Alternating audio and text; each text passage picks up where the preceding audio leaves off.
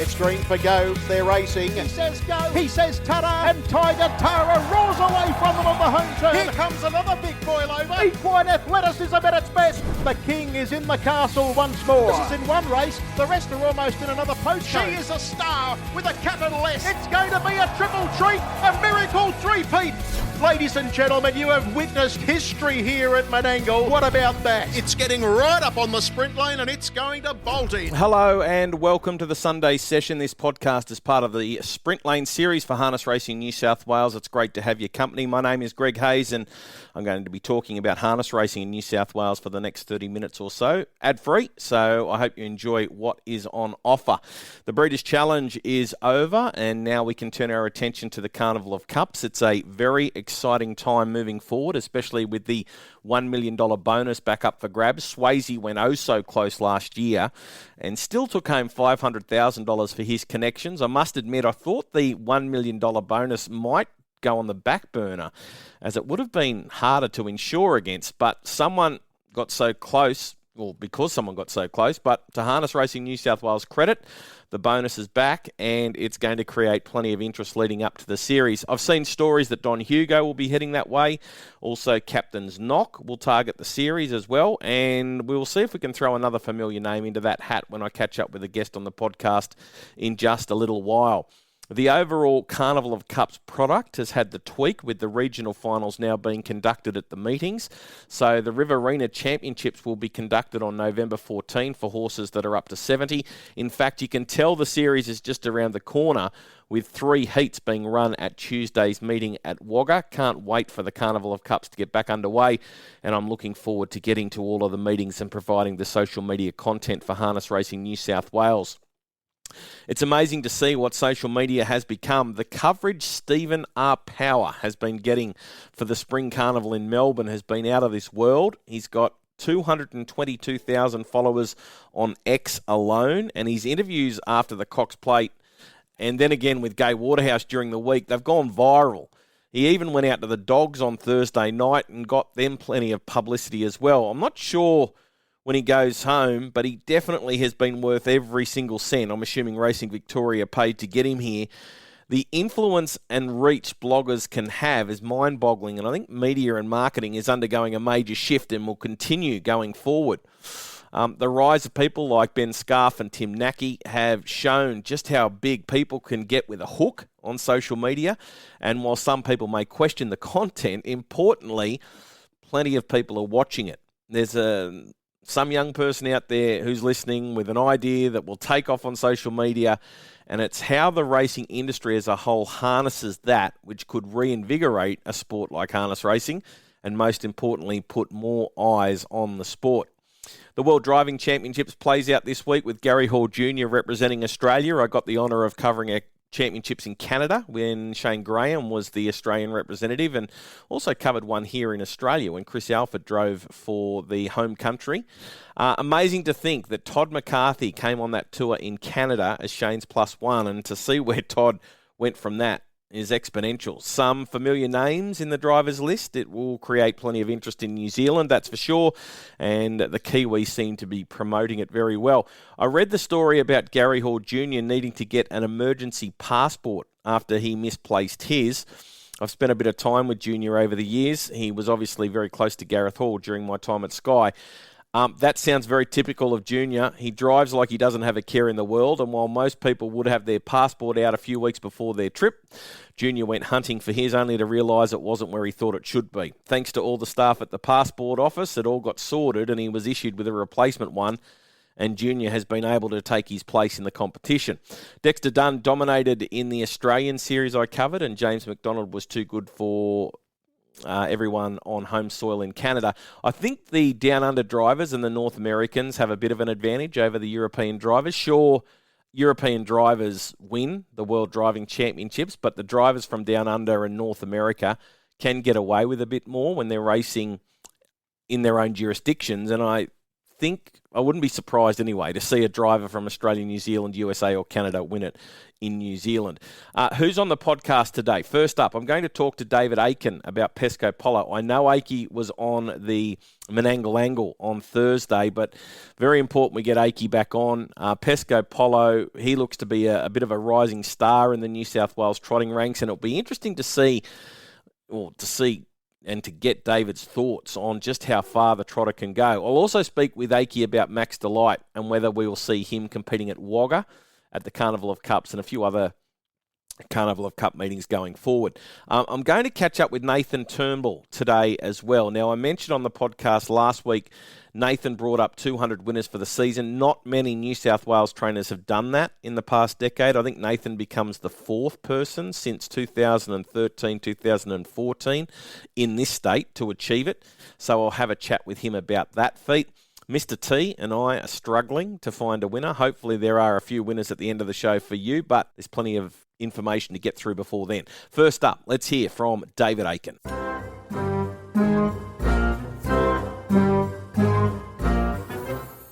At the moment, there looks to be only 5 winning chances as they near the turn. Pesco Pollo, the leader. In second spot, sticking on strongly, Sunny G. Nowhere to go, Jungle Eyes. Courage Striders produced to the outside now to offer. And right down the outside, finishing off as Speedy Lover. Pesco Pollo, the leader. In hot pursuit on the outside as Courage Stride. Jungle Eyes is almost into the clear now. There's a gap if good enough. Pesco Pollo, Courage Stride, Jungle Eyes and Speedy Lover. The leader is Pesco Pollo. It bounces back to the winner's circle, and Pesco Pollo goes all the way to win it. Pesco Pollo is charging through his national ratings numbers as he continues to rack up victories. Won 4 on the trot before tasting defeat for the first time in the preparation, but then bounced back on Saturday night. He made it 5 from 6 for trainer David Aiken this prep. There must be a story around him because he spent more than 2 years off the track. He's really putting it together this time in, and his trainer David Aiken is joining me to have a chat. Hello, mate. How are you? Hello, Greg. Good morning. Mate, after the narrow defeat, it would have been nice to see him back in that winners list again on last night. Yeah, we that Tuesday race where he got beaten, Jungle Eyes went very good when he sat outside us and didn't go down by much. We went a 54 mile and he stuck with us, and we probably thought if he found the lead, it was going to be pretty hard for him to beat Jungle Eyes. So we weren't disappointed that he got beat. We were wrapping his run, but last night he was really good. And but he said he's going through his classes fairly quick, so it was good indication that he's sort of up to that Saturday night standard. He looked pretty foolproof. Robbie used his speed off the arm and drove him like the best horse in the race this week. Yeah. We actually had a few gating problems with him most of his life, which we're on the right track now, and he's trotting perfectly. I had the same problem with his mother when I first got her, Cole's sister. She used to get a little bit funny gated, and at the end she ended up being a perfect gated horse. So he's been very much a project, but we always knew, when you sat behind him and he did trot properly. He felt like a really nice horse. What's his story? He obviously had that long time off the scene. Why was that? Yeah, well, his last couple of runs before he had the break, he ran, I think, a third and 2 seconds, and I drove him then, and, around the turn he was just going to win easy, and then he'd get 10 or 15 metres into the straight, and he'd just get a bit funny gated in behind. He was... and very frustrating because it sort of cost him those races. And then we had him in and out. We were trying different things and different shoeing and all that sort of stuff. And then we tossed him out. And then we went home back to the farm at Avenel for a couple of weeks at Christmas time. He was in the paddock with another horse, Uncle Tiger, and we're going through a drought. And Josh said, "You better get this horse off. You better start working him again and take both of them back with you." So, sort of assess them, do something with them. They're no good in the paddock. And we, so that was a Christmas time, and it's been a little bit of a process. We still had a few little issues with him this time with his gait, but we pulled the shoes off him, and it made a massive difference to him. So he races barefoot, and he's trotting beautiful, barefooted. He sounds like he's a bit of a family pet. Well, he's it's Colin's most favourite horse. We bred him. He was a striking chestnut foal with a white, big white blaze, and out of a nice mare that we raced. So, and she used to joke all the time. I think he went 280 first win at Cranbourne, and she said, "Oh, that's one step closer to Elite Lock." And, we always make a joke at that. But, it's just so good that, she really got, like we've always said, you'll be, the grandkids will be riding him when he's 20-year-old at the farm. He said, he always said he's the one that he's going to be at the farm forever, sort of thing. So, very special horse to Colin. I guess the big question now, how far can he go? Do you think he's got that ability to take that next step and dip his hoof into the better races? Yeah, Greg, when those couple of runs, when I said, run a few placings, I had him back in the field or on the fence following another horse. And when he came out, he showed really good speed around the turn before he got a bit funny gated. And Robbie said last night, we're really sort of actually looking forward to when we can sit on in a field or, on the fence, because I think he's going to be a fairly versatile horse, but you don't know till they get there, but he's just heading in that right direction. The only problem is, when I was a bit worried about last night, is they get through their grades pretty quick. He's gone from racing a low class race at Goulburn in a matter of 6 weeks, and he's won a Saturday night. So he's handling the step good, but I don't know. But we're just happy we got him trotting good, and we're just going to have some fun with him one way or the other. Because as I said, it's a family horse, and there's no pressure, and he's exceeded our expectations this year. So everything's a bonus from here on in. Have you picked out any races for him then for that next step, or you just keep him going on a Saturday night? We're going back home at Christmas time, and there might be something there of a Malcolm over there, maybe. I don't know. I haven't really, I just don't know where we're at. They said Locomotive trialled good the other day, Goulburn, so obviously he's going to be back racing here, and that's going to be a massive step up for this horse. But if Robbie can look after him, sort of going through that, getting used to the Saturday night speed, he'll I think he'll just develop into I really want this horse to last a couple of years. Yep. And if we look after him now, he'll. No, I'm sure he'll go with them. But it's just sometimes you get a bit carried away, and we know how good a few of the other trotters are that he's got to be racing later on. How do you pick your drivers? Like, obviously, Will's associated now very closely with Max Delight, and Robbie looks after Pesco Pollo. Like, is it a feel you get? Like, obviously, Max Delight's got an owner. The owner would get a say as well. How do you settle down and work out who's going to drive what horse? Well, Will's a bit unlucky, actually. He was supposed to drive him at the trials, and Joey Rando saw him before I did, and I didn't realise I just was going to drive him, and and the trials coming up, and I said to Will, we're stable, we were stable, and he goes, I got to drive one for Joe. And so Robbie was coming back off the trial. I said, can you drive this horse for us? Because I wanted a driver to have a drive before I started him. And so Will was supposed to be actually the driver. And then Robbie, done a good job, and you can't, he's just so good with the trotters, and good with form, good with everything. He's such a professional. And even we do and Will's the same, we do these after and before races interviews with the owners, and he speaks so well, and it just makes the job a lot easier. And I know I just got to get that horse to the track, and Robbie will do it. But Will was a bit stiff there, but if Robbie is good enough to drive at the trials, he's certainly good enough to drive at the races. Sure. Speaking of Max Delight, had his first run back since September last night, finished second, savaged the line. Were you happy with the old boy? The time says he ran a cracker. Yeah, no, he just tried his heart out. You know, he dropped a replay. You know, I think Fred said he was under pressure, but he just never give up down the straight. You know, he tried his heart out. So he'll go Italian Cup next week, and he'll get a lot out of that run last night. He's pulled up super this morning. I haven't spoken to you a while about him, but talking to a few others at the track, there's been murmurs you've had a little issue or two to overcome.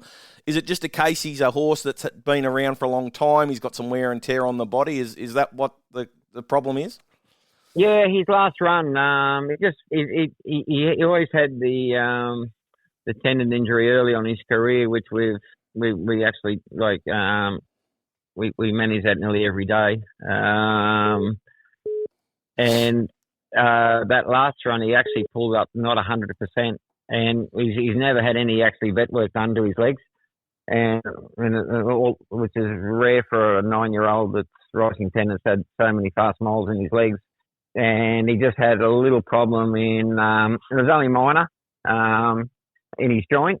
So he got a bit of vet work done there, and he was virtually, back in action again.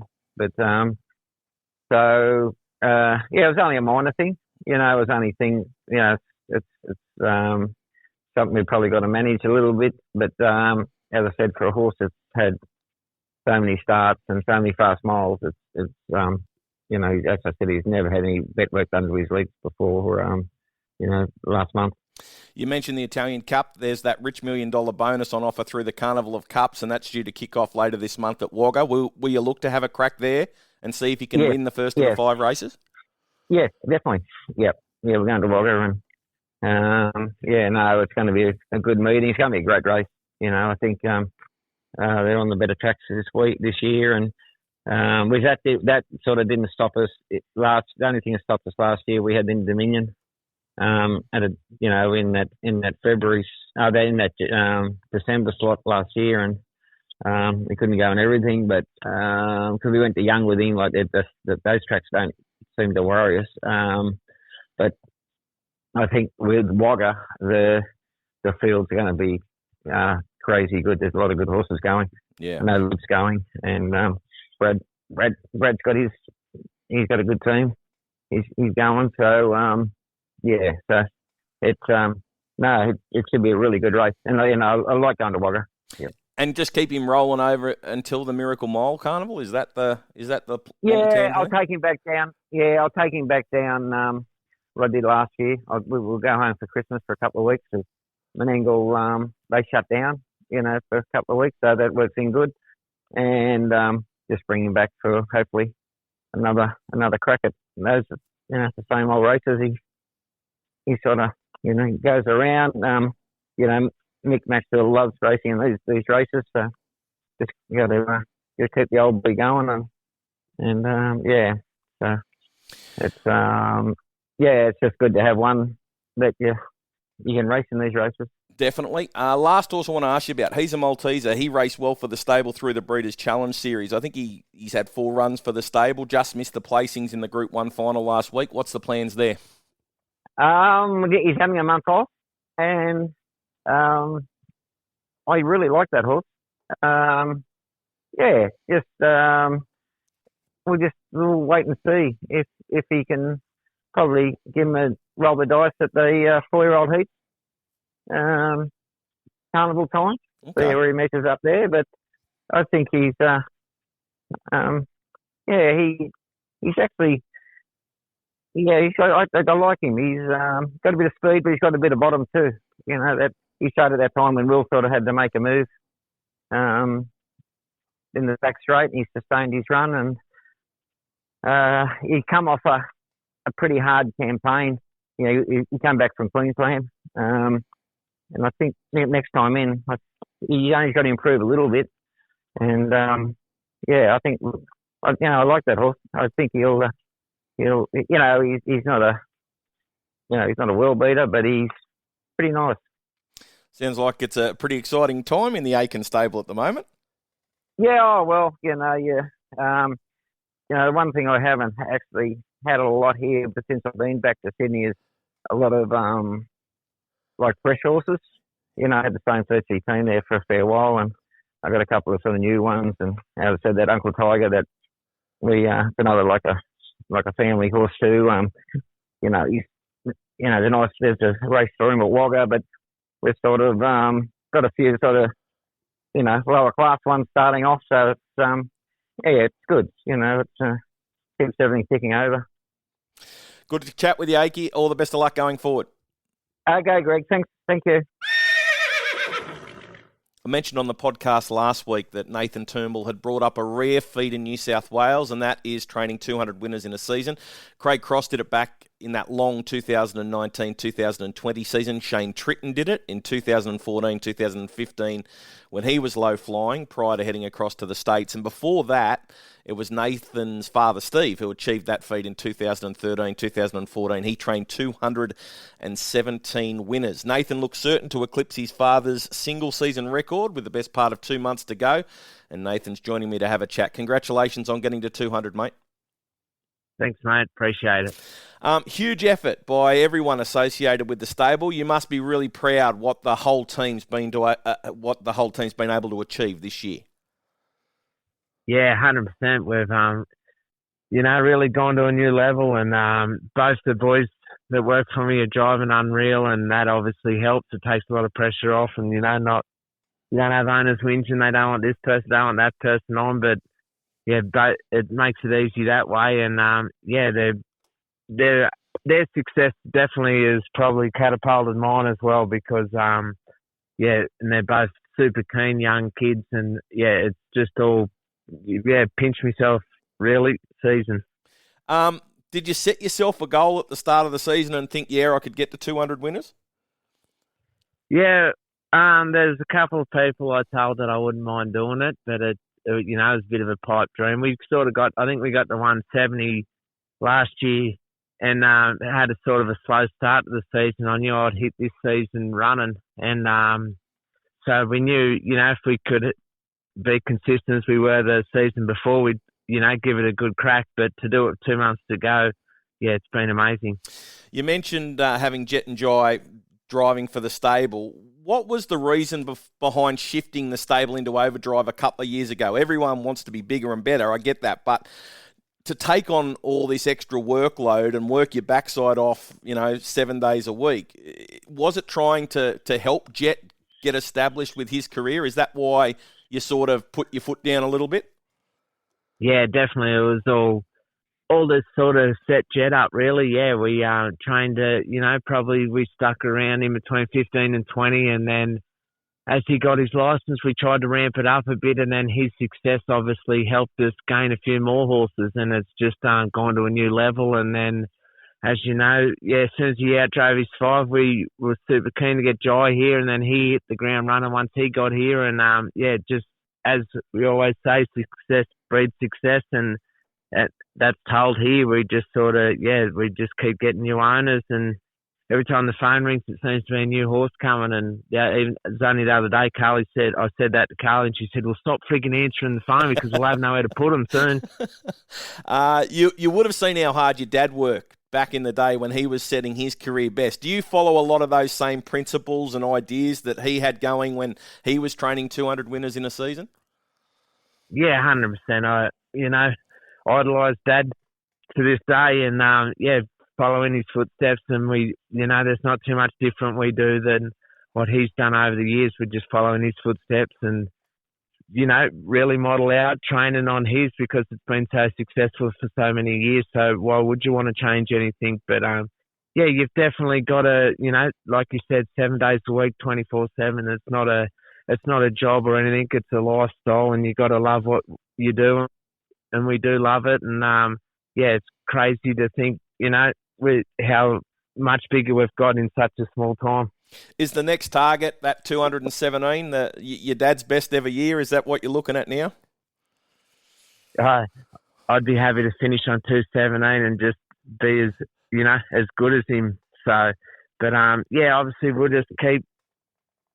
I think we've got 4 meetings this week, so it doesn't stop, and we've got that many horses at the moment. So obviously, we'll just take it as it comes. We don't really, obviously, we always keep an eye on the premiership and wanted to get that, and that's probably our main thing, and we sort of got that in the bag. So if we just, we'll just keep poking along and, like I said, keep the boys in a job, and we just put young Charlie Mazzotti on. She's working here now, so hopefully, we can help her out with the driving and get a few wins under her belt, and we'll just keep pressing on while things are going good.